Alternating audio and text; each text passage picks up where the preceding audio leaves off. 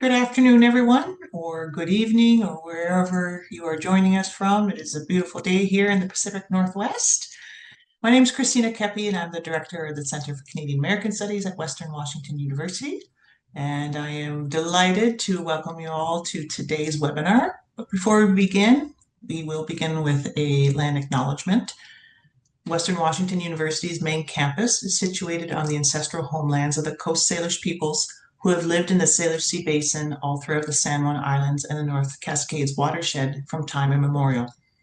And we express our deepest respect and gratitude to our Indigenous neighbors for their enduring care and protection of our shared lands and waterways.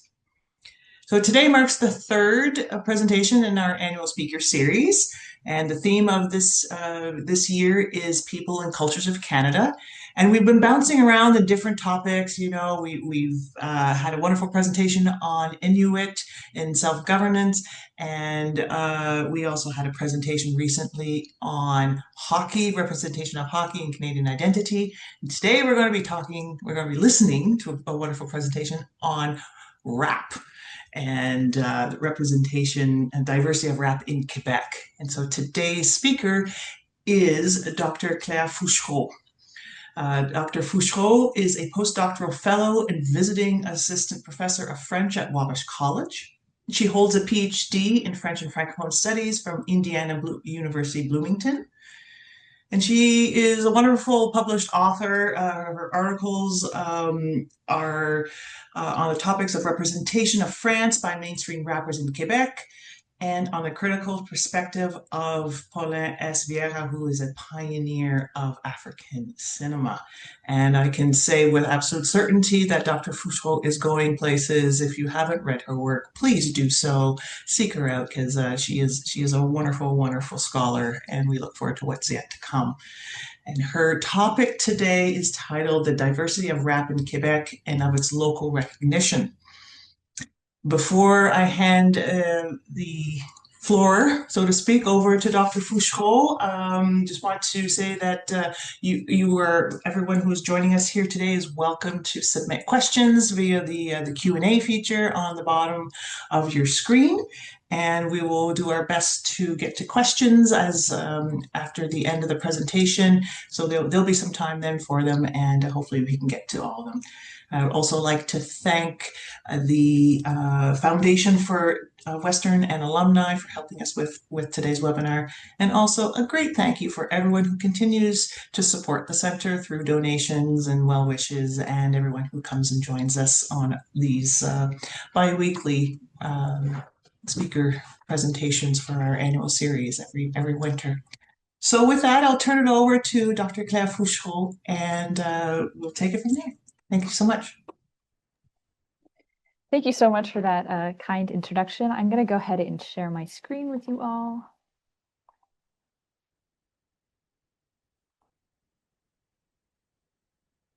All right. So I'd like to begin by thanking the Center for Canadian American Studies for the kind opportunity to speak with you today. I appreciate this invitation and also the hard work that goes into organizing the series from the folks at Western Washington University. In 2018, one of the most popular songs within the Canadian province of Quebec was Toutes les femmes savent danser by the rapper Loud. Performed largely in French, the song and its music video garnered millions of streams on platforms like Spotify and millions of views on YouTube.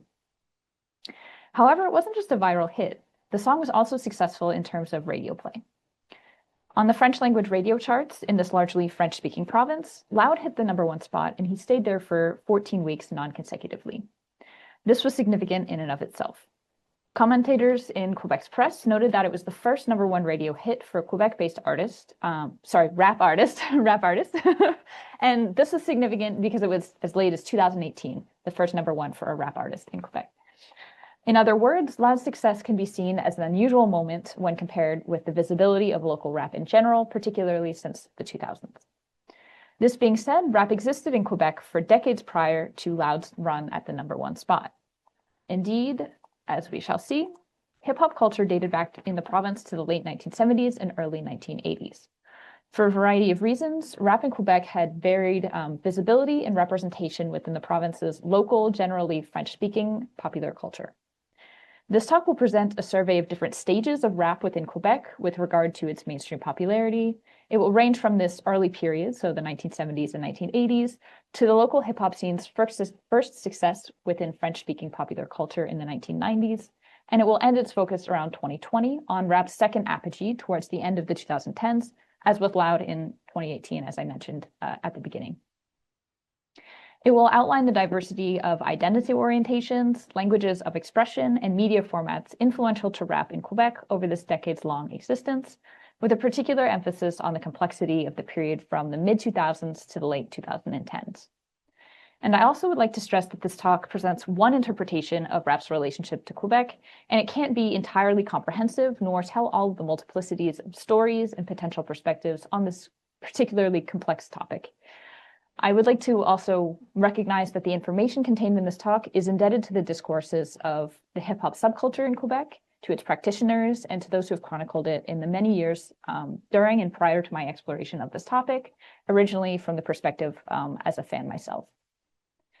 Ultimately, this lecture will showcase some of the history and intricacies of the hip-hop subculture in Quebec in conversation with the province's unique mainstream musical culture. But first, we must start with some important definitions, both with respect to rap and with Quebec, in order to clarify the provided perspective.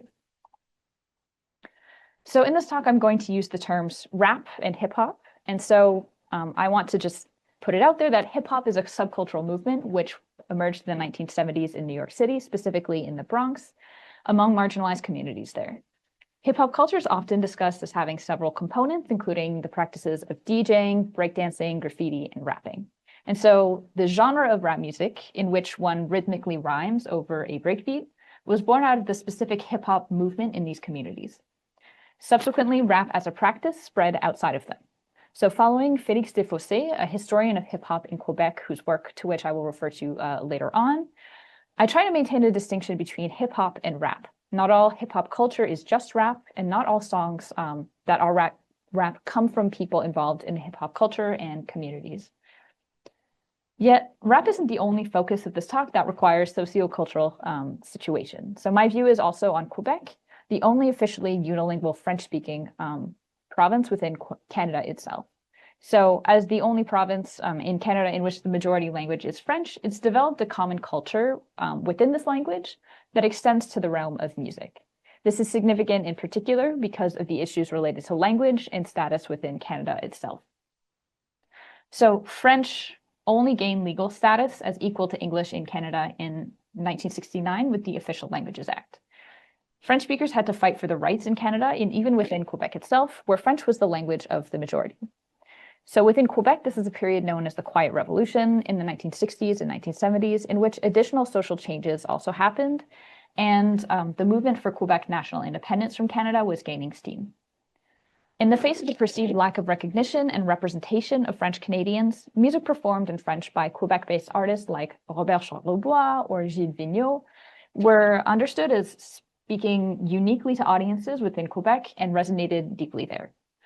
Even today, the listenership of music created by Quebec-based artists in French is often understood as limited within Quebec itself, with some exceptions, of course. The notion of Quebec having a distinctive popular musical culture within Canada itself isn't just limited to the identity positionings of the artists or the way that people understand their significance. It's also really structural. And I'm going to name just a few ways that that is the case.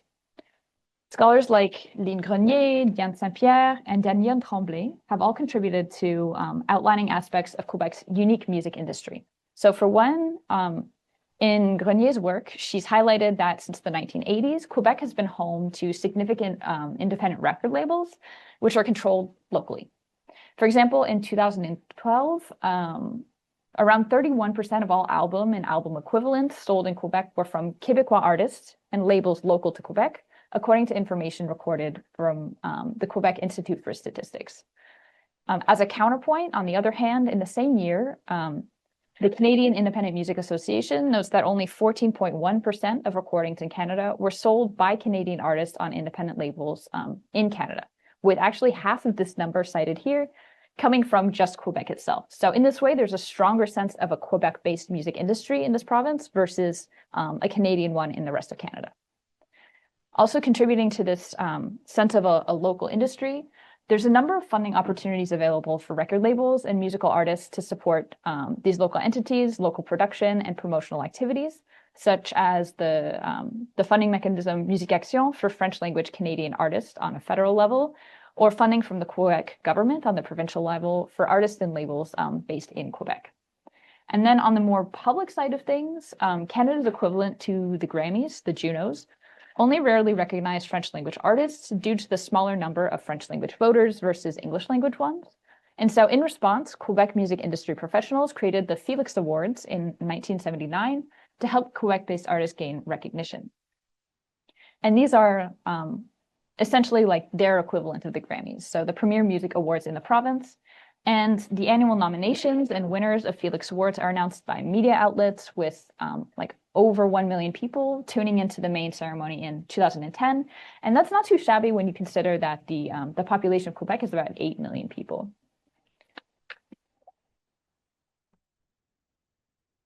So these awards and the rules and the regulations have generally sought to valorize French language music that engages in particular with the Quebec market.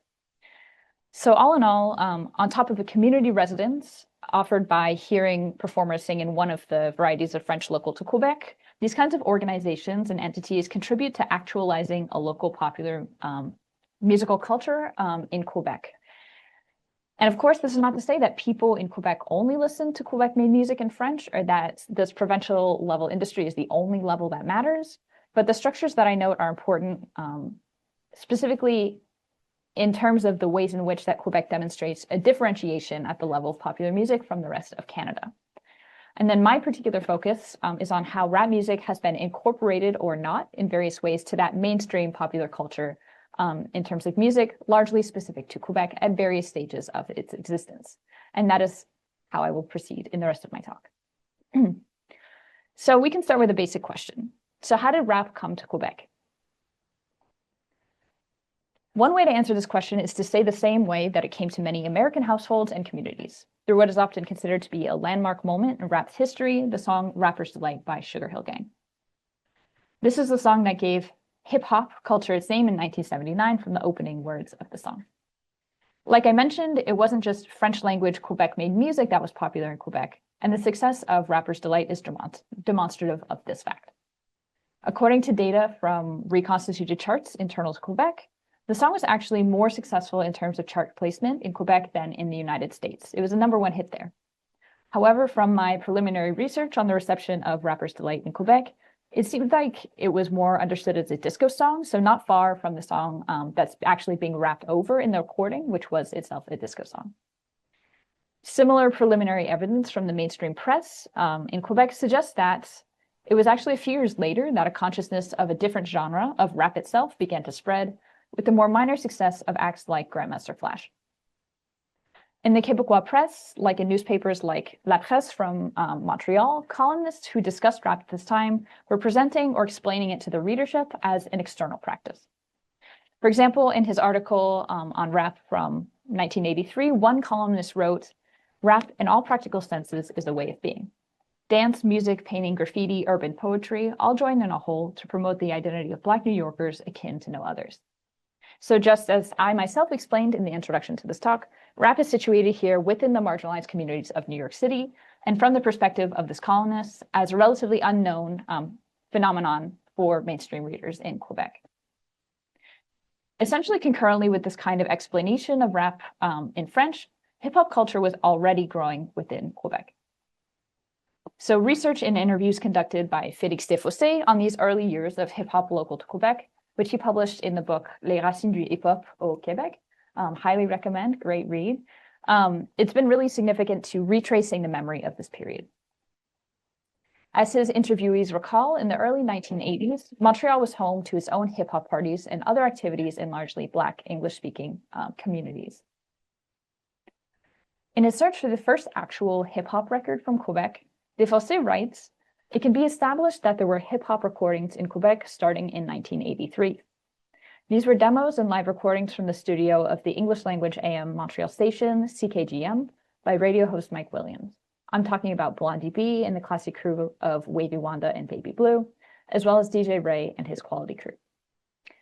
One of the sources that Desfossés has uncovered is the appearance of the Classic Crew on local television in Montreal, with the two women pictured on my slide rapping in English. I highly recommend checking it out. The sound quality is not great, so I'm not going to play it for you today, but if you search these words, you should be able to pull it up from YouTube. The information that Desfossés has brought to light underscores the distance between the mainstream French language press in Quebec and those individuals who are participating in the English language hip-hop subculture during this time. And it should be insisted that rap was first in Quebec in English, and was often due to connections in Black communities that the flow of hip-hop culture from New York to Montreal was actually able to happen, which is something that Desfossés also recalls. Quebec hip-hop and the rap that came out of it was by and large not yet in French, and it was not massively circulated in the province via commercially released records. Indeed, it was in what I consider to be the next period of rap in Quebec that rap in French began to expand.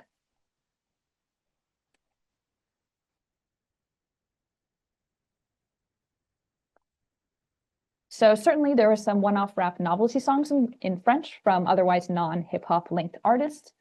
Again, something that Desfossés raises in his book, but hip-hop was mostly an English language phenomenon since its beginnings in the province. In 1990, the group Le Mouvement Rap Francophone released the song MRF est arrivé, and scholar Roger Chamberlain recalls that this is a conscious attempt to bring the French language dominant in Quebec and rap together. Similarly, in 1996, there was the song Ta Gueule by Cassé et la Ménopée, which was also one of the first recorded local rap songs in French to receive some commercial radio play. And that's really what the 1990s was known for in the development of Québécois rap, as the moment in which entities within local Québécois popular music in general began to take notice of rap, and this rap was in French. Towards the end of the 1990s, this industry and commercial interests really exploded with the group Dubmatique. In their own right, Dubmatique was enormous for rap's visibility within the entities of Québécois popular music that I outlined in my introduction. Prior to the success of Loud that I started this talk with, this moment in the 90s was the sort of height of rap's commercial success and visibility in Quebec, and some would still say that Dubmatique maintains this distinction. They had top 10 singles on the radio, and their 1997 album went platinum. The category for Hip-Hop Album of the Year at the local equivalent of the Grammys, called the Felix Awards, like I said, was created in the 1990s because of them and their success. Because the only category that they could be recognized in prior to this was the alternative rock category, they had to come up with some way to recognize them more clearly. One way of understanding Dubmatique's popularity is by situating it among the radio play of French-Senegalese rapper MC Solar on Québécois French language radio stations as early as 1992, and other interests for groups from France. To focus on MC Solar in particular, he was a huge rap star in France, and Roger Chamberlain has explained that Dubmatique was a kind of appropriation of a more French style. According to an account that was displayed in a 2024 exhibit on Quebec hip-hop at the Museum of Civilization in Quebec City, some people literally mistook one of the Dubmatique members for MC Solar at an open mic night in Montreal. It can thus be confirmed that there was a contemporary impression that Dubmatique resembled sort of French-like sound at that time period. With their association with French rap, some within Quebec hip-hop did not necessarily recognize themselves in the work of Dubmatique. So in Montreal, in particular, the late 1990s saw two defining works of rap in Quebec, with the debut releases by the groups Sans Pression and Mesayan. These albums were in French, yes, but they were also in English and Haitian Creole. So to take Mesayan as an example, this group was composed of Quebec-born members of Haitian descent that strongly identified with the Montreal neighborhoods where Haitian Quebecois communities tended to be centralized. And the plural identities of these groups are also visible in the way that they break down the barriers between French and English in their songs and include other languages. In the context of the history between French and English in Canada and in Quebec, this is particularly important. Just about their French, though, the rap tended to be in a variety of French that also sounded much more like the kind of informal French you would hear on the streets of Montreal than the more polished, standard or international French of Dubmatique.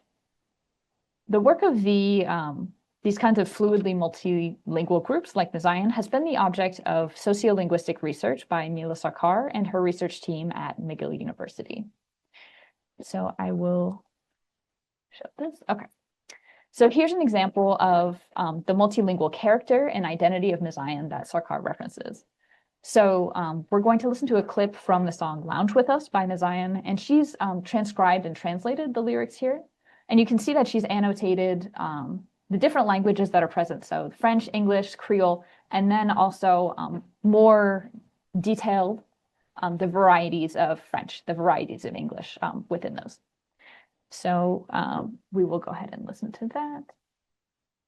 Je me respecte, je la tue, heal nana. Pourquoi t'es venu si front du côté? Fais pas mine, je veux ton boom de sauter. Tu sais pas danser, qu'est-ce que t'as à moquer? Dis-le, demi-mot, pas vrai, c'est choqué. Hey, mais qu'est-ce que t'as fait là? Go away. Mec, pas lavé, parfumé. No way. You the man, toutes les femmes te veulent. Oh ouais. You wanna get down, you go down. Okay. So you can see the variety of languages at play here, a kind of deconstruction of the linguistic separation that has been the hallmark of Canadian society and history, even if the main language here is still French. And the groups did have success both within the Quebec hip-hop subculture and some places outside of it. While neither Mazayan nor Sans Pression received significant commercial radio play like Domatique did, they sold tens of thousands of records, and this is not bad within a population of around 8 million people. And Mazayan in particular received heavy rotation on Musique Plus, the local MTV equivalent. So amid this boom period for rap in general towards the end of the 1990s, most groups still faced barriers to widespread radio play, even when they had label support and recognition from other parts of the music ecosystem. For reasons that haven't been systematically established by scholars, the mainstream visibility and industry support of hip-hop groups subsequently declined until the mid to late 2010s. This is something that's also noted by Catherine Leclerc and her co-authors in their own chronology of rap's development in Quebec. Nonetheless, there were still some successful rap groups at this time, but they weren't ones that the local hip-hop subculture tended to readily identify with, and that's something that we're going to discuss shortly. Perhaps the reason for this change is that after every peak, there's necessarily a curve, but performers who were active in the late 1990s, like the members of Mazayan themselves, have observed that there was a level of diversity that was present within Québécois popular music in the 1990s that then seems to disappear afterwards. This is a point echoed by other members of the hip-hop subculture in interviews conducted and published by Jason Savard in the book Reparler from 2020. My doctoral research demonstrates that the conditions of the lack of support were manifested actually in several different ways.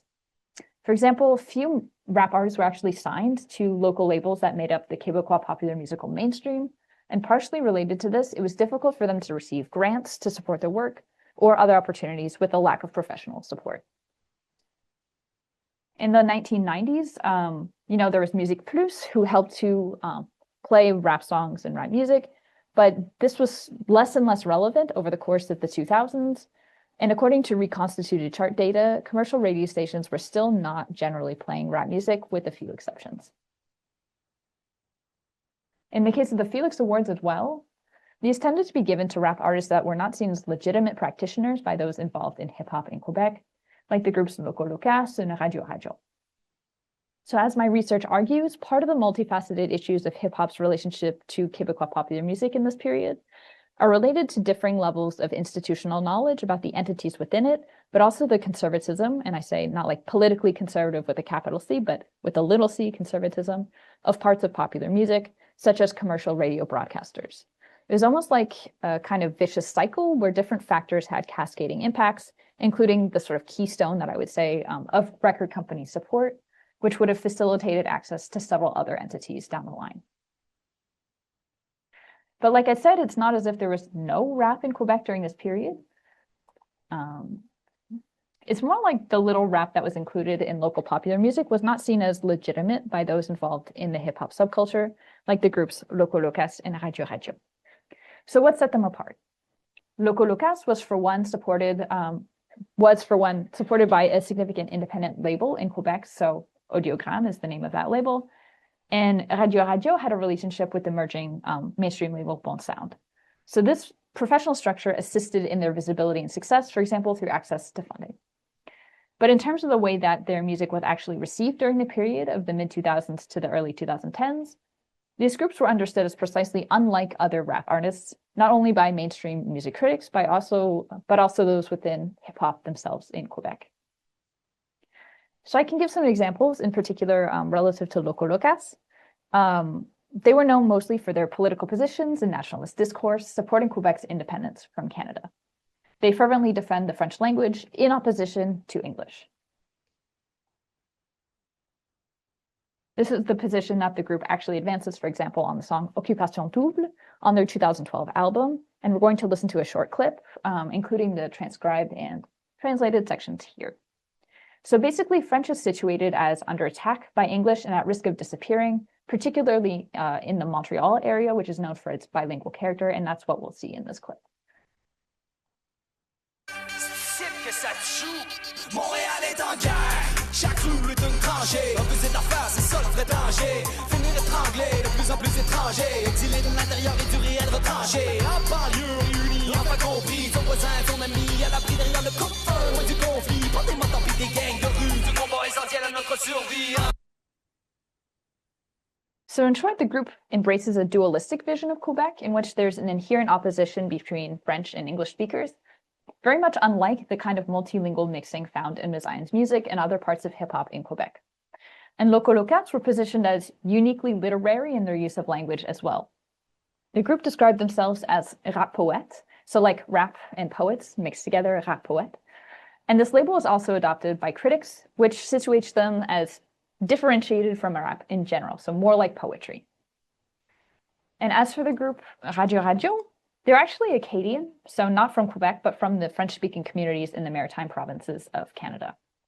In their rap, they use a variety of French that's audibly different than that of Quebec French, one that includes terms borrowed from English.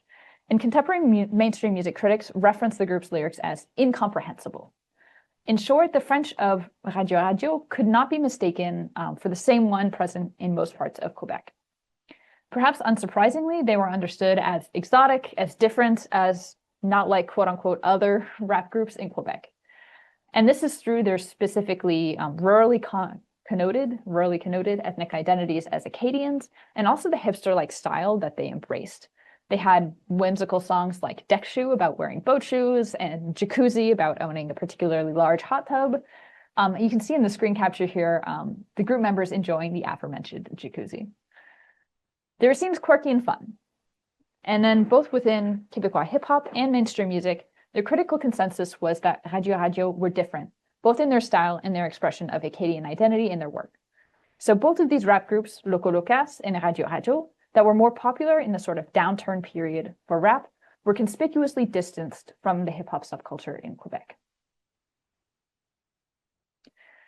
In the face of the lack of support from entities within popular music within Quebec, and the valorization of groups that were distanced from the hip-hop subculture, it isn't as if those who are involved in the subculture just sat on their hands in response. In fact, they were actually very active in coordinating their own initiatives and projects. For example, just to give one, Steve Jourdan of the now well-known independent and rap-focused label Disque Septentiel originally founded his company in order to release his 2003 album during a time when it was hard to get attention from existing labels. There was also significant activity online. As Héloïse Rouleau has laid out in her master's thesis on rap in Quebec, among others, online message boards like hhqc.com and hiphopfranco.com provided a way for those involved with hip-hop in Quebec to exchange ideas, participate in rap battles online, purchase music, and other key activities for the organization of the subculture. On the point of rap battles in particular, in 2009, there was the founding of Word Up Battles, which were actually conducted live in Montreal and were recorded and posted online. These kinds of events created an opportunity for individuals involved in hip-hop to get together. Videos of these battles could also be spread through platforms like these websites, but also on YouTube, where they can be seen by anybody and reach people outside of the scene.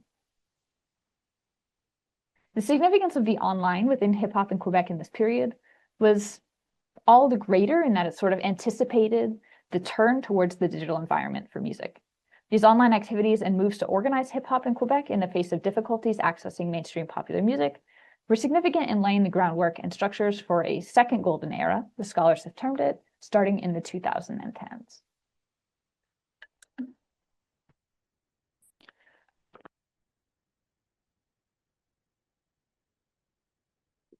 So out of these activities online, actually arose several groups and individuals that would start to break through the indifference and other barriers to rap in Quebec that became apparent in the mid-2000s, starting from the noted, apart from the noted exceptions, so Loco Locas and Radio Radio being the exceptions.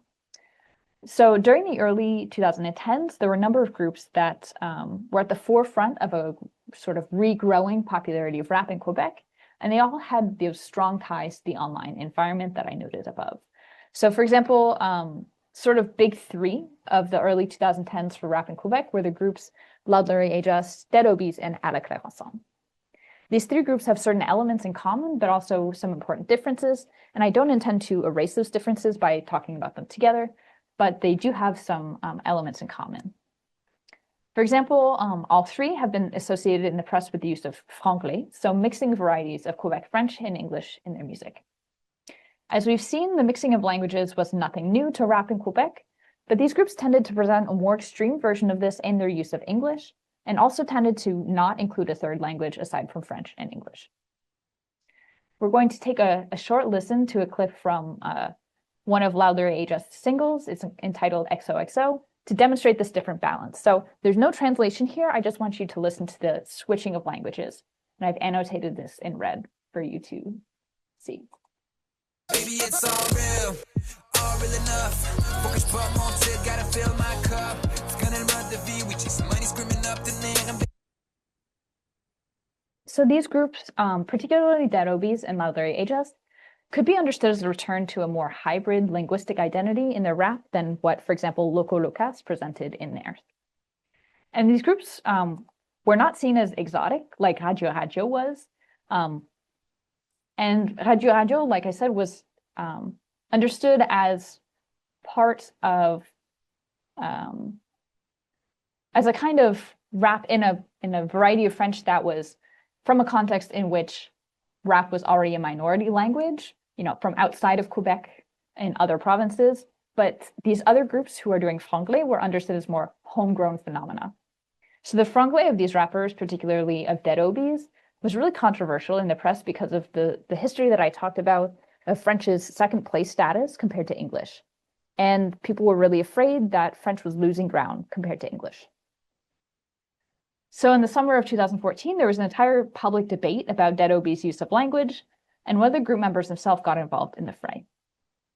Even in 2016, when they went on a primetime talk show to promote their second album, much of the visit was actually focused on the issue of language that had been brought up years earlier. Dead Obies became basically indissociably related to franglais in the public discourse, and thus to questions about language and identity. But in a way, they did become relatively known, perhaps not always favorably, not so much for their music, but they were much more known than many other rap artists in this period. It could be said that these groups of Loud Larry Ajas, Dead Obies, or even À la Claire Ensemble occupy a strange sort of middle place between being subcultural phenomena and a wider phenomena. So some, such as Etienne Galarneau, have called the space emerging music when writing about these groups. They didn't really fit anymore into the hip-hop subculture and were often discussed using the term post-rap for their aesthetic differences from it, but they also didn't really fit within mainstream music as well. To develop this sort of ambiguity of Dead Obies and Loud Larry Ajas in particular, they stood out for signing contracts with mainstream-oriented labels in Quebec during this general downturn for mainstream visibility of rap. Loud Larry Ajas worked with Audiogram and Dead Obies with Bon Sound. Although this was a sort of in to the mainstream music industry within Quebec, they also faced some important barriers. So if they were popular enough to be booked for the main stage of the summer concert series called Les Francophone in Montreal, the main stage, which, it's a concert seen by thousands of people, nonetheless, neither Dead Obies nor Loud Larry Ajas nor À la Claire Ensemble, the opener for that concert for that matter, received commercial radio play. So still not very accessible, for the average Joe of Quebec. Their main listenership was still online, and this was not quite as ubiquitous as it is today. Also significantly, Loud Larry Ajas and Dead Obies ran afoul of linguistic guidelines laid out by some funding mechanisms and awards within Québécois popular music. As I noted in my introduction, these entities help make up and support Québécois popular music itself, and come out of a mentality of favorizing local, largely French language artists that have little markets or opportunities elsewhere. To ensure the support of this kind of musical production, some entities like Musique Action require supported music to have 70% French language content. And it's similar for the Felix Awards. They're also required in general to meet this threshold for many categories. In 2015, it was reported that Loud Larry Ajas was excluded from consideration for Felix recognition in the Hip Hop Album of the Year category for linguistic reasons. In 2016, Dead Obies were also reported to have been required to pay back grant funding to Musique Action for the same cited reason, linguistic criteria, and seem not to have been eligible for Felix consideration as well. So thus, even though these groups received much more attention than most rappers during this time, they were kind of a sort of boiling over point regarding linguistic identity. So particularly in the case of Dead Obies, this appears to have intersected with race and ethnicity, as scholar Bob W. White has outlined. It should be recognized that the group members most readily associated with English were both individuals of color. In any case, as I said, the group still could not yet be considered ubiquitous in terms of popular music for the listed reasons. Even if, for example, Dead Obies had millions of hits online, they could not translate this success offline in a variety of ways. This being said, this was not the end of the story for Loud, for example, of Loud Larry Ajas. So like I was talking about at the beginning of my talk, in 2017, Loud released his album Une année record. And, this new album did actually meet those linguistic guidelines that were set out. And it featured the song Toutes les femmes savent danser with a radio-friendly chorus. And yet he was still first acclaimed and popularized online and then afterwards on the radio. And not even every commercial radio station had listening committees who approved him. Some of them still rejected the song at first, and then it became a success, and then they approved it. Nonetheless, as I noted in the introduction, the song Toutes les femmes savent danser eventually became a big hit in the summer of 2018, and a sort of symbolic moment for rap in Quebec, according to mainstream music critics. This hit song in particular contains a very radio-friendly chorus, very melodic. It's really easy to sing along to, and this is definitely the case when it's compared with other work by Loud Larry Ajas before Loud went solo. So we're going to take a quick listen to the chorus of Loud's hit song in question for its melodic aspects. So no transcription here, just listen and see the melodic aspects. Oh, sorry. Toutes les femmes savent danser. Si c'est pas elle, ce sera quelqu'un d'autre. À travers le monde entier. Oh, she got it, now she can't let go. Toutes les femmes savent danser. Si c'est pas elle, ce sera quelqu'un d'autre. Tant qu'on a le rythme, for it, I ain't gotta worry about a thing. I ain't worried about a thing. So you can hear this sort of catchy radio-friendly sound. And the song's producers have stated publicly that they were aware of this aspect to it during the song's creation. The song was included on the album with this awareness. So Loud's solo work as a rapper appears kind of oriented towards mainstream popular music and participation in it from this sound, but also in following the linguistic criteria set out. And his popularity was seen in a way as reminiscent of a previous time in rap in Quebec, and the fact that he was an individual who had been involved in the hip-hop subculture prior to gaining success. And there are actually other artists for whom this could be said as well, who came out of the subculture and were gaining mainstream visibility in the mid to late 2010s, and who did follow the linguistic criteria. So like À la Claire Ensemble, who actually did use less franglais than Dead Obies or Loud Larry Ajas, or the rapper Corias. And both of these latter artists were signed to the label dissertation, so both À la Claire Ensemble and Corias, which I mentioned previously as the hip-hop label founded specifically to fill the space of supporting rap artists that were not occupied by other Quebecois labels. So in this way, the latter period is also defined by the strengthening of the status of hip-hop labels. So dissertation isn't really the small upstart anymore, but it's actually an important player in the industry in general.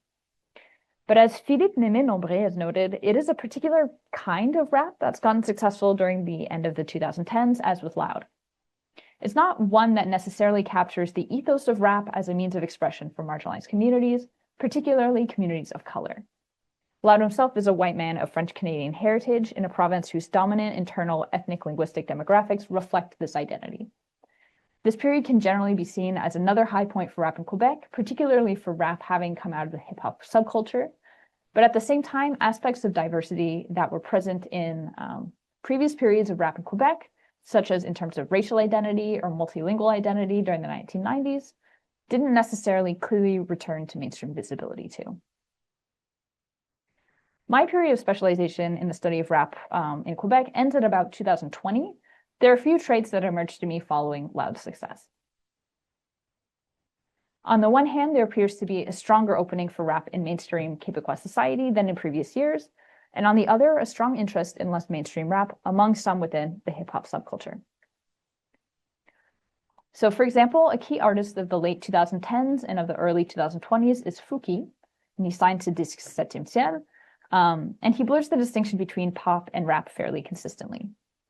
In contrast, in 2021, the hip-hop veteran Connaisseur Tikazo released a long-awaited album that was highly acclaimed within the subculture and actually has much more traditional sound when contrasted with the work of somebody like Fouki. According to Connaisseur Tikazo and his statements in an interview, this was indeed intentional, having the desire to get rap back to its roots, so to speak, and away from the sort of mainstream sound rap has developed in the late 2010s in Quebec. At the same time, there are also more opportunities for mainstream visibility for veterans within the hip-hop subculture as well, since Loud's breakthrough. For example, the group Mazayan was invited to perform alongside the rapper on several large, well-attended concerts, for example, in 2022 and 3. And you can see that in the picture here, actually, during one of Loud's concerts. And yet, with the continued fracturing of the media landscape in Quebec, as in the US, few people listening to the radio, for example, fewer people necessarily watching traditional cable TV or buying records even. It's become harder to conceptualize mainstream music or measure it in the same ways as in previous decades. But there are moments that do continue to show that there's an understanding of what Quebecois music is still exists. And I'd like to begin to conclude by raising the June 2025 televised speech by Antoine Bertrand to celebrate Quebec's national holiday. It was a speech he composed out of song lyrics. And these lyrics speak to the kind of shared musical culture that I'm speaking about now, and where rap continues to fall in it. There are only a few rap songs that he quotes in his speech, and they're from the pro-independence group Loco Locas, which he quotes several times, the Acadian group Radio Radio, and Mazayan. So in the collective imaginary, it still seems that as if the rap that is imbued with this kind of Quebec-level meaningfulness and recognition is quite limited, even with the improvements that have been made. So, to conclude, as I laid out in my introduction, it would be impossible to fully encapsulate hip-hop culture in Quebec, nor the very varied production and reception of rap there. This is one telling of the development in contact with local mainstream music in Quebec from the 80s to the end of the 2010s.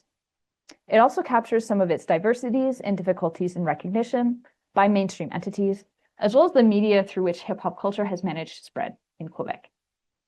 In any case, this particular telling speaks to the level of cultural complexity, layers of identity and expression, and the contested issues relating to them that exist in this one particular part of Canada.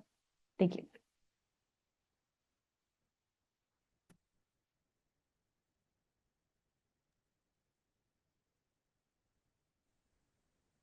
Thank you so much, Dr. Fouchereaux.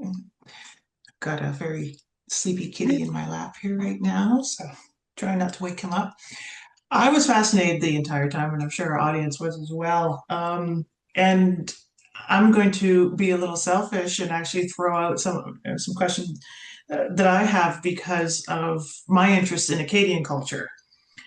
And I'm quite familiar with Radio Radio, and I played them a lot when I first started working here at Western Washington University. You know, it was 2008 when I first came here. You know, so it was the time, right?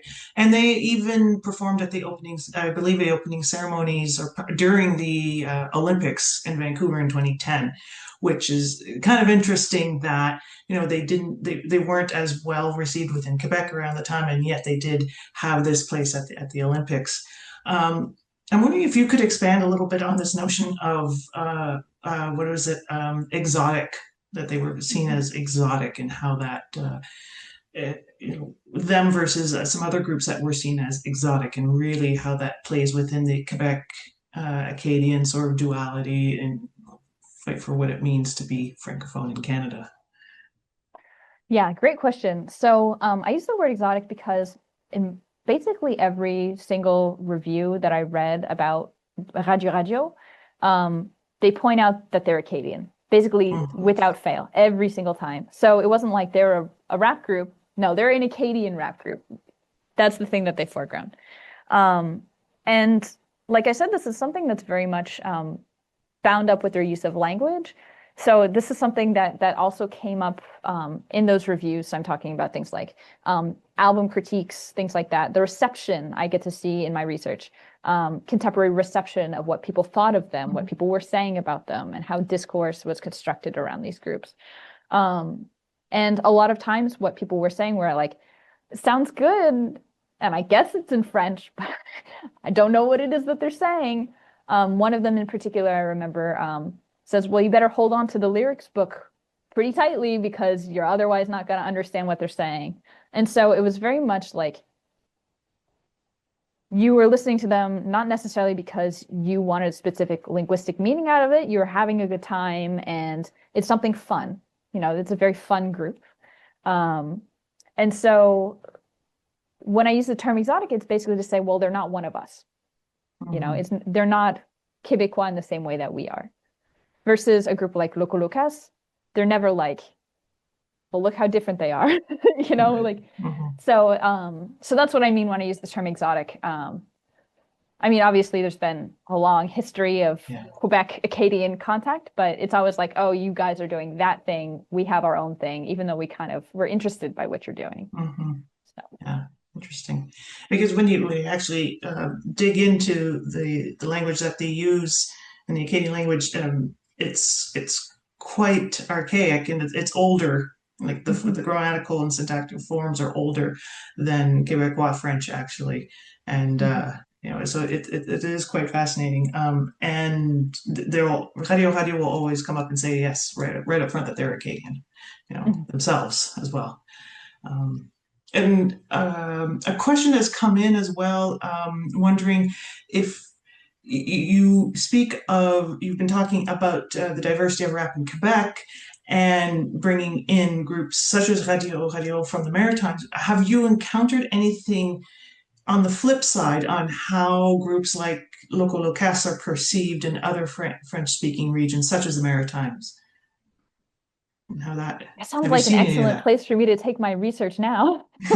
That's so interesting. No, I haven't thought about that, but I do wonder, now that you raised that question, because I think it would be really interesting, especially the relationship, you know, of Quebec, the Quebec Nationalist Project as perceived by other Francophones within Canada. I think that could be a really interesting topic.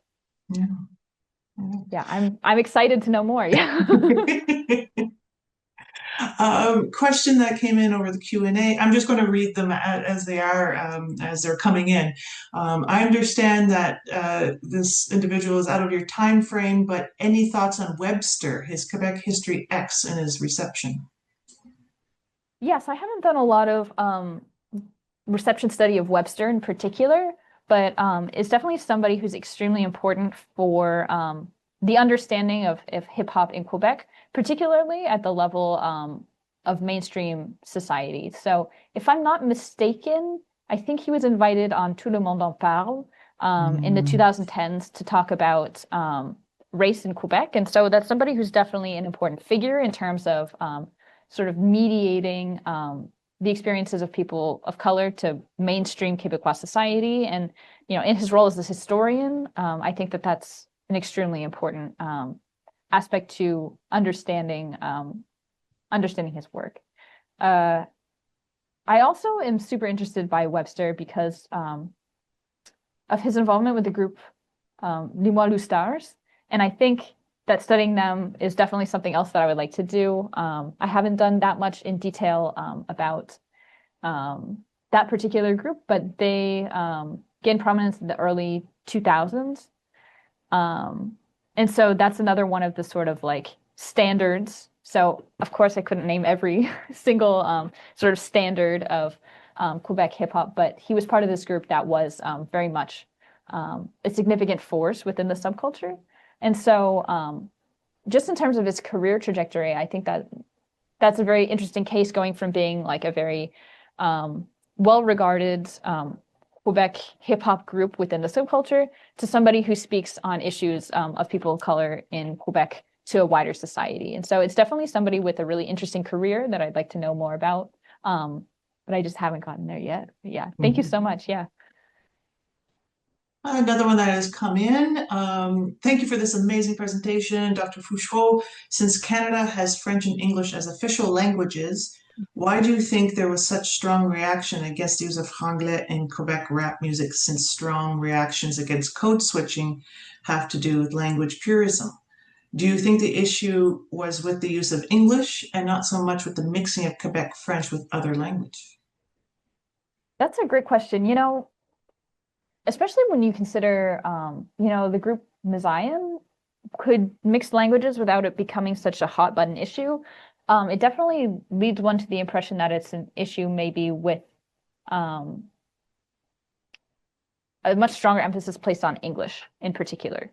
So remember, Mazayan, for example, had English, French, and also Haitian Creole. But for example, Dead Obi is definitely much more just French and English. And so I think that it could be, you know, not just the mixing, but the status of English within the performance of these artists. But in terms of why, that's a hard question. You know, why exactly? When we look at what the data says in terms of the way that these groups were received, and the controversies, the specific things that people did not appreciate in their work, so particularly with respect to Dead Obies, there was this idea that, and I'm paraphrasing here, but when you're taking a language like English and you're incorporating it into your French, some people saw that as like you're allowing people who have oppressed us to come back into our culture and gain a foothold again. And so that's one way that it was understood. But also this idea about purity in a way is very much present. So the idea that you need to have the right quote unquote kind of culture in your artistic expression, that you need to be specifically speaking to people who speak French and not other people with your cultural production. These are all ideas that were very much in line with the critiques that they received. And in particular, though, it was the word creolization that one of the people who was criticizing them used, like it was a sad creolization of French, which, you know, in terms of remark is particularly offensive when you're using it to criticize, you know, people who have Caribbean ancestry. And so it wasn't just about language in a way. You can see that there are elements of ethnicity coming out as well, especially when we're talking about things like purity and not mixing. These are unfortunately ideas that also come to the forefront. I think the last question is just one I'm going to throw out to you, unless some others come in the meantime. You are currently postdoctoral fellow and visiting assistant professor. Where do you take your research from here? So I am dying to, like, now that I've looked at the 2000s, the 2010s, I'm dying to go further into the past and learn more about how the conditions that I mentioned of the, you know, the lack of representation of rap in the 2000s, how that came to be. And so, you know, going back to the era of Dubmatique, of Mazayan, and seeing what sort of path I can trace from that period to the, you know, the Loco-Locas period, for lack of a better term. And so the sort of development of those conditions, that's a strong area of interest of mine, of doing actually the scholarly digging that's required to actually state factually what it is that created those conditions that I have established in my doctoral dissertation. So that's what I'm dying to know next about. But I have to say, I've been also enjoying learning more about the early years of rap in Quebec. So like in the 1980s, that's been something that I've also gotten really interested by, because it actually wasn't really known to scholars. It's sort of forgotten by scholars, if it had been known at all, until the work of Félix Desfossés came out around 2020. This sort of English language cast was really hidden from view for people who are more focused on French language Quebec society. So going back to that moment of reception back in the 1980s, I think is also a very worthwhile trajectory. So lots of places to go. Can't wait to read about it. One question did come in. We do have time for it. How do you see Missy D's contributions to rap in Quebec? Are you familiar? Great question. I actually haven't heard that name before, so I'm going to go Google it right now. Missy D. Yeah. Yes, please. If somebody, if you want to add more information in the chat, I'd be happy to know more. That's the fun thing I think about my research topic is just every day I find more people to learn about. There's always more work to do. There's more people to be, recognizing. And I think that's such a blessing in a way, like being able to learn more and more about this topic over time with the help of many different people, including anonymous chat person. We are really fortunate in what we do, right? It's being able to research and conduct research really is fun, and we're lucky to do that. Let's see if more information. It says that for Missy D, one of her hits, Case du Départ, she's of Rwandan, Ivorian, and Zimbabwean origin. Thank you. Yes, I'm gonna have to go check that out, and I'm excited about it. Thank you. Yeah. So I think that is really all the time we have for today. And before people start ending and clicking off, before I say thank you to Dr. Claire Fouchereaux, I just want to announce that in 2 weeks' time, same place. Like today, we're talking about music. In 2 weeks' time, we'll be hosting Dr. Simone Poliandri from Bridgewater State University, who will be speaking on nationhood among the Mi'kmaq. So really wonderful, diverse range of topics in this year's annual speaker series. So you can look for that invite to pop up in your inbox in the next week or so, along with a copy of today's recording by Dr. Fouchereaux. And like I chatted with her before we started today, this will be passed on to our students and faculty of the French program who are really dying to learn about this, because they always come to us and say, we need music. We want to know about music and how it relates, what it can teach us about Quebec. So I think this is a wonderful, wonderful resource for them. And so with that, thank you so much, Dr. Fouchereaux, for your willingness and your expertise in joining us today. It was wonderful to hear from you. We learned a lot. And so Western Washington University thanks you, the Center for Canadian American Studies. And also I want to give a shout out to the Foundation for Western Alumni for all their help in logistics in hosting our speaker series. So like I mentioned, there'll be a recording in your inboxes here in a few days. So look out for that. And Dr. Fouchereaux, I look forward to what's next in your wonderful career. Thank you so much, everyone. And we'll see you again in 2 weeks.